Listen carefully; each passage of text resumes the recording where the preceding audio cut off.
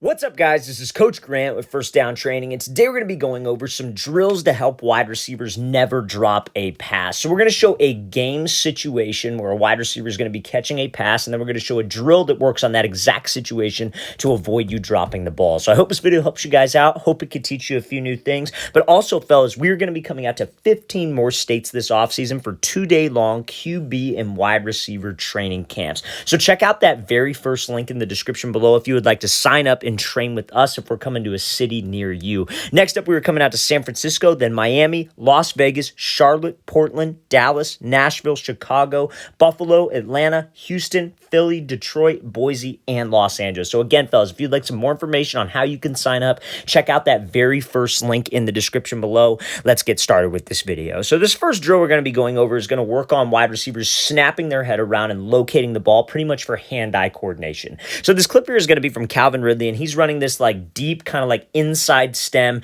10 to 12 yard speed out route, right? So a speed out is when you like speed cut the break, right? Like it's a hard cut, but it's not a cut where you're trying to stop. You pretty much are like in basic terms, like let's say you're running a 10-yard speed out, you would be breaking at 8 and you could round up to 10. There's no breakdown. You're not dropping your hips. It's pretty much like a rounded cut. And we're trying to hit this thing with as much speed as possible. So the thing about this cut is that this is a timing throw for the quarterback. So he is throwing this thing before we are looking. So out of the break, we have to be able to snap my head around and locate the ball while it is already in midair. And that is what this drill is going to be working on. So this first drill, what you're going to need is you're going to need a partner to be standing in front of you. I'm going to be catching the ball. I'm in the back here. And you're going to have another partner who's throwing you the ball. So as soon as your partner lets go of the ball, you want to really focus on not being able to see your partner standing behind somebody. You cannot see it. Don't know when the ball is coming. You kind of tell, but you don't know when the ball is coming. So as soon as he throws the ball, your partner's going to duck down. You have to locate the ball and find the ball. So this is just honestly like you have compromised vision,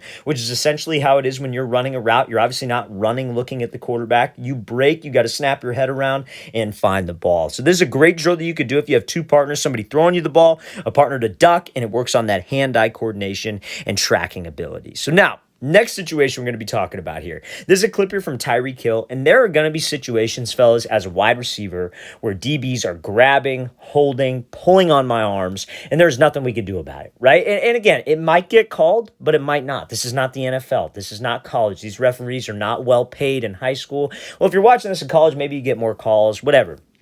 But let's say you're a youth or a high school player. Guys, these referees are underpaid. They're understaffed. They're tired. Like, they don't see everything. And we all know that. And so you're going to have to make plays where the defender's grabbing on your arm, grabbing on your jersey. And this is a great drill to work on that. So this is an example of Tyreek Hill just run a simple fade route in the end zone. And you see, even at the highest level, grabbing on his inside arm, pulling on that jersey.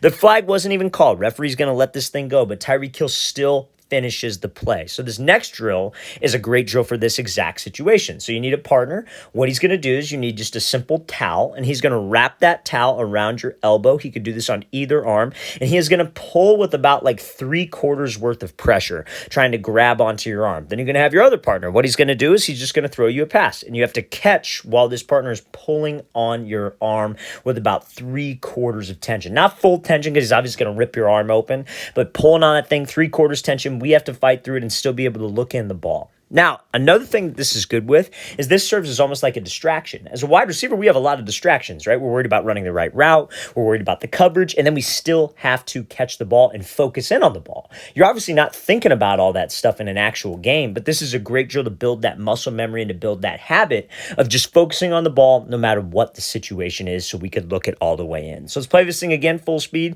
So this is a great drill for you guys to work on catching through contact and catching when a DB is grabbing at your arm.